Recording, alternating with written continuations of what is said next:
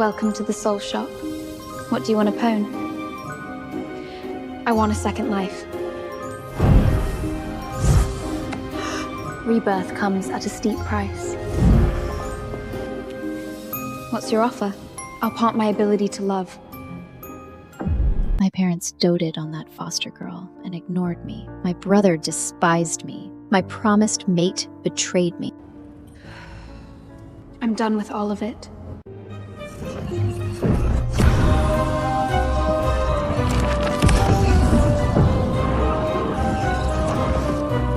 Deal's done. Ava, why are you spacing out? Our new sister will be here soon. Let's go downstairs to welcome her. Hearing that name again, I still froze for a moment. It had been 6 or 7 years since anyone called me Ava. I turned to look at my brother Liam beside me and found that he had indeed become 12 again. The half-grown boy was looking toward the stairs with expectation all over his face. One hand was still tugging at my arm. I looked at his long, clean hand, but what came to my mind was the palm print he left on my face after he grew up. I frowned and shook him off at once. Liam froze and looked at me in confusion. Ava, what's wrong? The next second, the front door of the pack house slowly opened. My parents, Alpha Marcus and Luna Elaine's voices came over. Liam, Ava, come down quickly. We've brought your sister home. Liam's eyes lit up, and he immediately left me behind and ran downstairs alone. I stood at the top of the stairs and looked at the happy family of 4 below. I reached out and pressed my hand over my heart. It was strange. Only a faint numbness remained. The sharp pain from before was gone. Liam and I were twins. For the first 12 years, the Blackwood family only had the 2 of us, and because we were boy-girl twins, everyone treated it like a blessing. Our parents and the elders in the pack spoiled us rotten. Liam was only 2 hours older than me, but he acted like a real big brother and always let me have my way. He spoiled me into a real little princess. Someone once joked with my father, "With your daughter's temper, good thing she was promised to Caleb early, or no one would dare marry her when she grows up." My father's face darkened at once. My daughter wasn't born just to be married off. If no one marries her, she can stay home forever. I can afford it. My mother and Liam said nothing and just kept giving me the best of everything. They spoiled me until I had no sense of limits. A $100,000 bracelet was the most ordinary birthday gift I received back then. It was also the last birthday gift I ever received. He entrusted his only daughter to my father. That girl, Chloe Reed, became my sister in me. From then on, my family's love, trust, and attention slowly moved away from me. I admit I hated her. I was jealous of her. I was jealous that 2 tears from her could make the whole family panic. I was jealous that she took everything I had, piece by piece. I became more and more stubborn. My temper also grew worse, more violent, and more strange. Finally, at my 18th birthday ceremony, I saw her kissing my promised mate, Caleb Stone, in the garden. I completely lost it.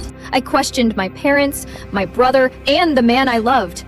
Why are you doing this to me? But they only looked at me with almost the same disappointed eyes. Do you even know what you look like right now? You're acting like a lunatic. I laughed until tears came out. The pain in my chest made my whole body shake. I grabbed a knife and rushed at Chloe, but Liam kicked me into the rose bushes full of thorns. Everyone protected Chloe in a panic, comforting her and telling her not to cry. No one cared that what I was holding was only a plastic knife and fork for cutting the cake. My parents used my mental state as the reason and locked me in a psychiatric ward. I think Liam's kick had injured me. I coughed up blood day and night. Again and again, I begged the doctors to call my parent, but they never picked up one. Finally, after another round of shock treatment, I stopped breathing, and I saw the rumored soul shop. I used all my emotions, my ability to love, in exchange for one chance to be reborn. Ava, come on. Weren't you always saying you wanted a little sister? Chloe lifted her pale little face and called me in a sweet voice. Sister? But I didn't react. I turned around and went back to my room. Everyone was left in the living room, exchanging awkward looks. What's wrong with her now? Maybe she just isn't used to having a new sister at home yet. It's fine. I'll go talk to her later. Mom, Dad, does Ava not like me? No. Ava just has a temper, but she's not a bad girl. Don't cry. Don't be sad. I'll talk to him for you later. Liam is still the sensible one. You have to take good care of your sister. I kept drifting into my room. Once again, I thought the soundproofing in this pack house was really terrible. I didn't like it. It was noisy as hell. I simply stood up and started checking my things. Too much time had passed, and I could no longer remember what I owned when I I was 12. Now that I looked carefully, I was rich enough to shock even myself. No wonder Chloe loved stealing my things so much. Even the grown-up me couldn't help feeling a little jealous. I picked up the jewelry on my vanity and shoved it all into my school bag. If I didn't take it now, Chloe would soon ask for it in all kinds of ways. I looked at the high-quality bracelet in my hand and remembered how Chloe broke it in my last life. That was the first time I slapped her. She hid behind the door with red eyes, looking scared. Ava, I'm sorry. I really didn't mean to. I've never had anything like this before. I just wanted to have a look and I dropped it. Then she burst into tears and brought my parents and Liam running. That was the first time I lost control and hit someone, and also the first time Dad grounded me. Chloe clung to Mom's leg, sobbing so hard she almost passed out, but she still found the time to look up and make a face at me. I pointed at her and tried to expose her, but the next second, Liam shoved me hard into my room. Ava, can't you have a little compassion? Chloe has been through enough. How can you still bully her? It's just one bracelet. You have more than you can count. What's wrong with letting her have it? I clenched my teeth and forced down the sobs stuck in my throat. Just one bracelet? No, that was the birthday gift Liam bought me with the first prize money he ever won from a pack combat tournament. But he had forgotten, starting that year. I never received another birthday gift again. Even the dolls, clothes, and jewelry that used to be sent to my room all the time. They all went to Chloe's room instead. All because she said, My classmates laugh at me. They say I'm small and skinny and I don't know how to dress. They say I'm nothing like Ava, who always looks so pretty and put together. They say I look like some dirty little stray. She was lying. Liam was the one who helped her turn the whole class against me. He knew better than anyone. But he didn't defend me. He just watched my parents grow more and more disappointed in me, and watched them favor that poor adopted daughter with a tragic past more and more. By the time I finished packing all my valuables, there was a soft knock on my bedroom door. Ava? Darling, come out for dinner. I didn't answer. I just opened the door and let her take my hand as we walked to the dining room. Chloe was sitting in my usual seat, looking stiff and nervous. Dad and Liam were both putting food on her plate. I turned to look at my mother. Am I supposed to eat dinner on the floor? Of course not. That's my fault. I forgot to have another chair brought in. Martha, get Ava a chair. Ava, I'm sorry. I didn't know this was your seat. I'll give it back to you. Ava, it's just a seat.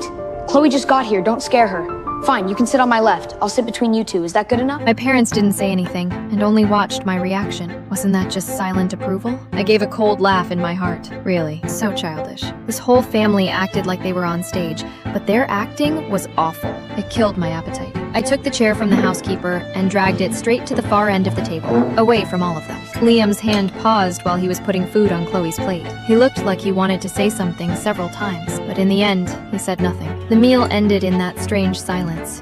But when I stood up to go upstairs, Ava. Dad stopped me again. Dad looked a little awkward, then forced a smile. Ava, Chloe is a year younger than you and Liam. You two are her brother and sister, so you should give her more space. She just lost her parents and has been through a lot. We are her family now. We should take better care of her. That's right. I know you may not be used to having a younger sister yet, but look how lovely Chloe is. Spend more time with her, and you'll become close very soon. They kept shooting looks at each other across the table. Clearly, neither of them wanted to be the first to say what came next. I was starting to lose patience. So? Mom froze at the question. Maybe she had never heard me speak to her in such a cold tone before. My father took a sip of tea and smiled. Ava, Chloe just transferred here, and she isn't doing well physically or emotionally. We really don't feel comfortable leaving her alone, so how about you and Liam both repeat a grade and go to school with her? Liam already agreed. We're just waiting for you. I looked at Liam. He lowered his head and didn't dare look at me. Here we go again. It was the same in my last life. Liam and I were already in 7th grade. They made us go back to 6th grade to keep Chloe company. A year later, Caleb had already gotten close to Chloe. He transferred into our class too, using the excuse that he wanted to take care of me. From then on, they put on little shows in class every day. They accused me of bullying Chloe and made the whole class shut me out. Great. Too bad I didn't want to play such a stupid game with little kids anymore. It was a waste of time. I tilted my head, my eyes full of confusion. Does she need 2 servants just to go to school? Ava, what did you just say? I said, since Liam has already volunteered to serve her, there's no need to force me to, right? Ava, what are you saying? Serve her? We just want you to spend more time together and get close sooner. I don't have any duty to get close to her. Whoever wants to get close to her can go serve her. I stared at Liam. Then it's settled. You can go back to 6th grade, and I'll keep going to 7th. We stay out of each other's way. I turned and went upstairs. Behind me, they comforted Chloe, who was sobbing nonstop.